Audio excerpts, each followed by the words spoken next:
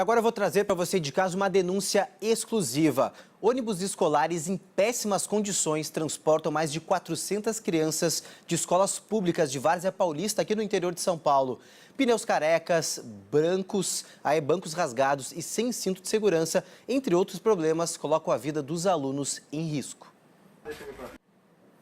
E nenhuma das empresas que participaram da licitação se interessou em assumir o transporte escolar por ônibus e micro-ônibus. Um novo pregão será realizado. A segunda colocada vai assumir somente o transporte por vans escolares. Um ex-policial militar foi morto a tiros dentro do próprio carro na zona oeste do Rio de Janeiro. A polícia trabalha com a hipótese de execução. Durante a ação, os criminosos fizeram vários disparos, roubaram outro veículo e fugiram. O carro do policial militar reformado, um modelo BMW, foi atingido. Chegou o caso. O Ministério Público e a defesa de Elise Matsunaga tentam na justiça mudar o resultado do julgamento que a condenou pela morte do marido, o empresário Marcos Matsunaga. A polícia de São Paulo indiciou pelo crime de racismo o aluno da Fundação Getúlio Vargas, que ofendeu um estudante negro. Nós tentamos entrar em contato com a defesa de Caio Metropolo, mas não tivemos resposta. 5h10, alunos e servidores da Universidade de Brasília ocuparam o prédio do Fundo Nacional de Desenvolvimento da Educação nesta terça-feira. Os manifestantes entraram em conflito com a polícia. 3 estudantes foram presos. Estudantes e servidores marcharam contra corte para se manter e continuar na atividade.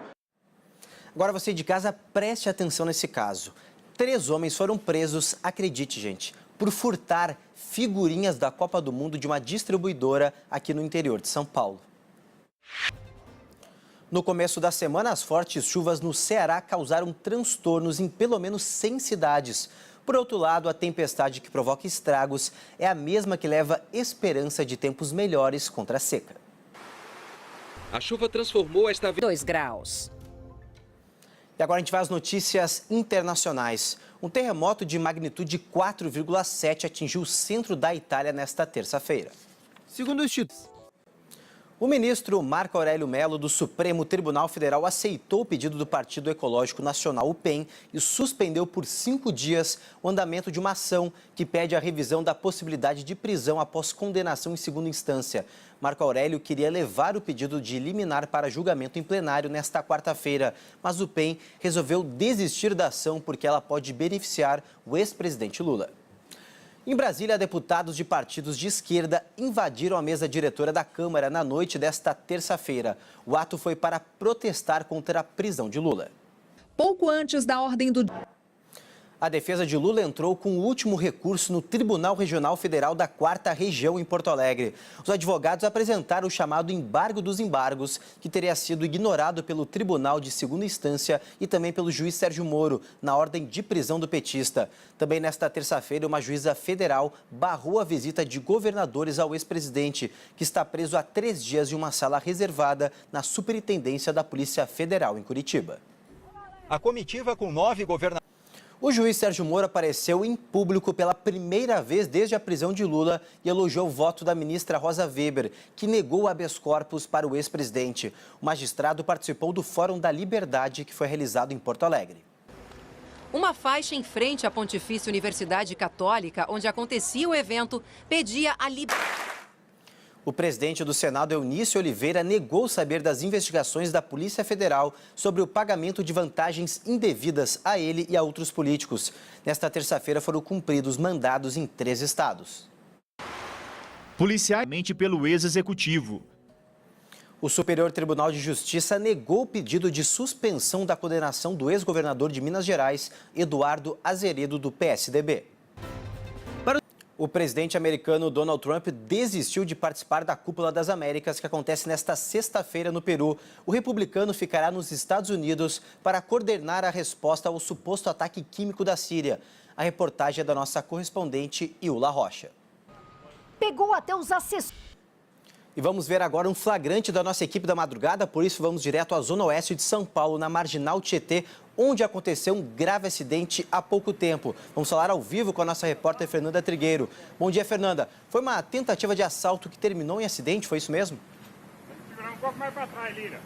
Pois é, Cássio, é isso mesmo. Bom dia para você, bom dia para todo mundo que acompanha a gente aqui no SBT Notícias. SBT Notícias, porque uma quadrilha fez 15 pessoas reféns durante um assalto a uma casa de games em Niterói, no Rio de Janeiro. Os criminosos, olha só, aproveitaram que a porta foi aberta para um entregador de pizza e invadiram o local. Duas passageiras caíram de um micro-ônibus em movimento aqui em São Paulo. As imagens obtidas com exclusividade pelo SBT revelam que a porta do veículo estava aberta. A polícia agora investiga o caso.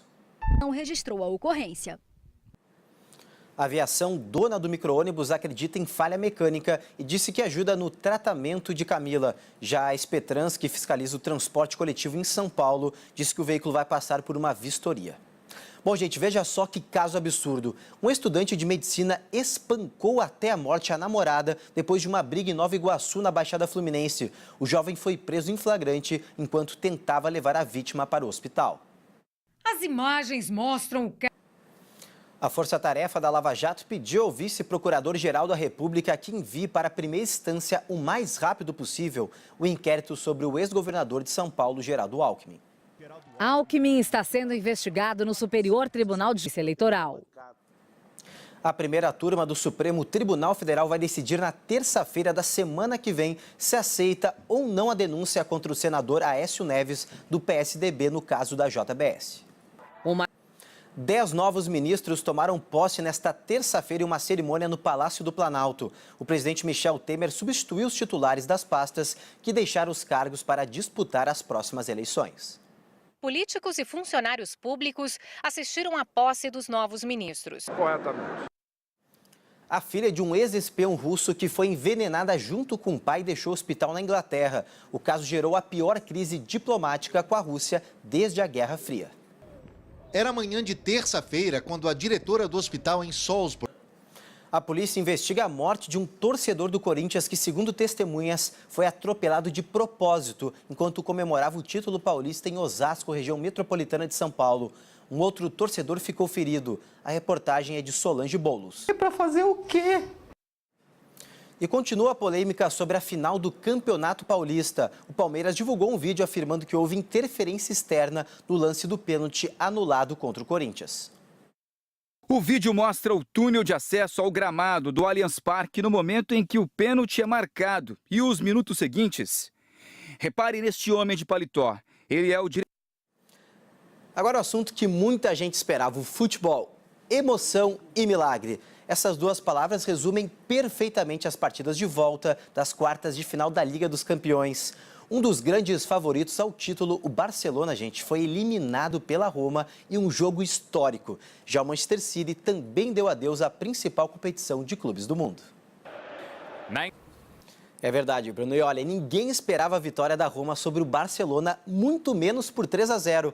Mas aconteceu, gente. Para muitos, foi um verdadeiro milagre. É assim que estão chamando essa façanha aí conquistada pelo time da Roma. E é claro que essa partida rendeu imagens e reações que só o futebol pode proporcionar.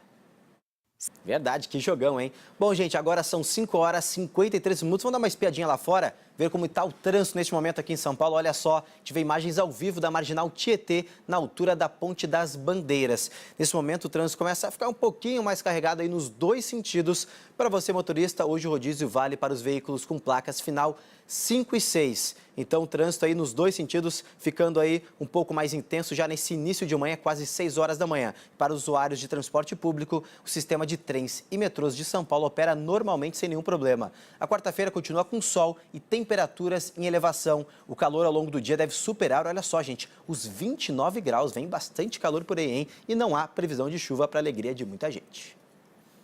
E cerca de 10 criminosos invadiram uma agência bancária em Caçapava, no interior paulista. Depois de explodir o cofre, a quadrilha fugiu com todo o dinheiro. O banco fica em frente a um hospital. Funcionários e pacientes viveram momentos de pânico. No banco? Vou fazer o quê agora? A Polícia Militar prendeu 3 pessoas suspeitas de fazer parte de uma quadrilha especializada em roubar lojas na região central de São Paulo. Capital Paulista. Bom, gente, o SBT Notícias volta amanhã. Eu espero vocês. Fique agora com o Primeiro Impacto. Bom dia para você e uma excelente quarta-feira a todos. Tchau.